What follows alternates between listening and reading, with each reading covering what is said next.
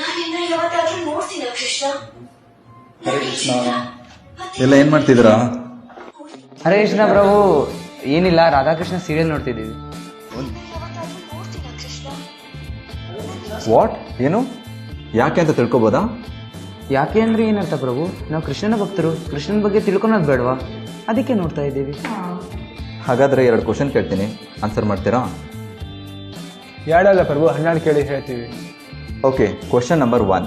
ಕೃಷ್ಣ ಗೋವರ್ಧನಗಿರಿಯ ಬೆಟ್ಟವನ್ನ 7 ಹಗಲು 7 ರಾತ್ರಿ ತನ್ನ ಕಿರುಬೆರಳಿನಲ್ಲಿ ಎತ್ತಿ ಹಿಡಿದು ತನ್ನ ಬೃಂದಾವನದ ಭಕ್ತರನ್ನ ಇಂದ್ರನ ಅಟ್ಟಹಾಸದಿಂದ ರಕ್ಷಿಸ್ತಾರೆ. ಆಗ ಕೃಷ್ಣನ ವಯಸ್ಸು ಎಷ್ಟಾಗಿತ್ತು? ಇದು ಈಸಿ. ನಾನು ನೋಡಿದ ಪ್ರಕಾರ 23-24 ಇರ್ಬೋದು ಅಷ್ಟೇ. ಇದು ಶುದ್ಧ ತಪ್ಪು. ತಪ್ಪ? ಮತ್ತಿನ್ಯಾವ ವೆಜ್ಜಲ್ಲಿ? ಯಾಕೆ ಅಂದ್ರೆ ವೃಂದಾವನದಲ್ಲಿ ಗೋವರ್ಧನ ಲೀಲೆ ನಡೆದಿದ್ದು ಅಂತ ನಮ್ಗೆ ಗೊತ್ತು. ಹಾಗೆ ಕೃಷ್ಣ 11ನೇ ವಯಸ್ಸಿಗೆ ವೃಂದಾವನ ಬಿಟ್ಟು ಹೋಗ್ತಾನೆ. ಸೊ 23-24ನೇ ವಯಸ್ಸಿನಲ್ಲಿ ಕೃಷ್ಣ ಗೋವರ್ಧನ್ ಲೀಲೆಯನ್ನ ವೃಂದಾವನದಲ್ಲಿ ಮಾಡೋಕೆ ಹೇಗೆ ಸಾಧ್ಯ? ಇಟ್ಸ್ ಓಕೆ ಬಿಡಿ ಪ್ರಭು. ಸೆಕೆಂಡ್ ಕ್ವಶನ್ ಅಂದ್ರಲ್ಲ, ಅದನ್ನ ಕೇಳಿ ಹೇಳ್ತೀವಿ. Okay. Second question.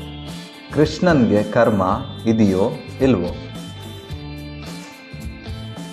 Obviously Krishna ಮನುಷ್ಯ ಜನ್ಮದಲ್ಲಿ ಬಂದಿರ್ತಾನೆ, ಆಗ ಕರ್ಮ ಇದ್ದೇ ಇರುತ್ತೆ. ಭಗವದ್ಗೀತಾ 4.14 ಇತಿ ಮಾಂ ಯೋಬಿ ಜಾನಾತಿ ಕರ್ಮಬಿರ್ ನ ಸಬದ್ಯತೆ. ಹಾಗಂದ್ರೆ ಕೃಷ್ಣನ್ ಬಗ್ಗೆ ಯಾರು ತಿಳ್ಕೊತಾರೆ ಸತ್ಯವಾಗಿ, ಅವರಿಗೆ ಕರ್ಮ ಇಲ್ಲ ಅಂತ. ಹಾಗಂದ್ಮೇಲೆ ಕೃಷ್ಣನಿಗೆ ಯಾವ ರೀತಿ ಕರ್ಮ ಇರುತ್ತೆ? ಅಷ್ಟೇ ಅಲ್ಲ, ಕೃಷ್ಣ ಇನ್ನೊಂದು ಕಡೆ ಭಗವದ್ಗೀತನಲ್ಲಿ ಹೇಳ್ತಾರೆ, ಅವಜಾನಂತಿ ಮಾಮೂಢ ಮಾನುಷಿಂ ತನುಂ ಆಶ್ರಿತಂ ಅಂತ. ಹಾಗಂದ್ರೆ ಯಾವಾಗ ನಾನು ಮಾನವ ಜನ್ಮದಲ್ಲಿ ಅವತಾರ ಎತ್ತಿ ಬರ್ತೀನಿ, ಆಗ ಯಾರು ನನ್ನನ್ನು ಕೂಡ ಮನುಷ್ಯ ಅಂತ ಭಾವಿಸಿ ನನ್ನ ದಿವ್ಯ ರೂಪವನ್ನ ಅರ್ಥ ಮಾಡ್ಕೊಳ್ಳಿಕ್ಕೆ ವಿಫಲರಾಗ್ತಾರೆ, ಅವರು ಮೂಢರು ಅಂತ, ಅಂದ್ರೆ ಫೂಲಿಶ್ ಅಂತ ಕೃಷ್ಣ ಡೈರೆಕ್ಟ್ಲಿ ಬೈತಾರೆ. ಇಷ್ಟೆಲ್ಲ ಡಿಫ್ರೆನ್ಸ್ ಇದೆಯಾ?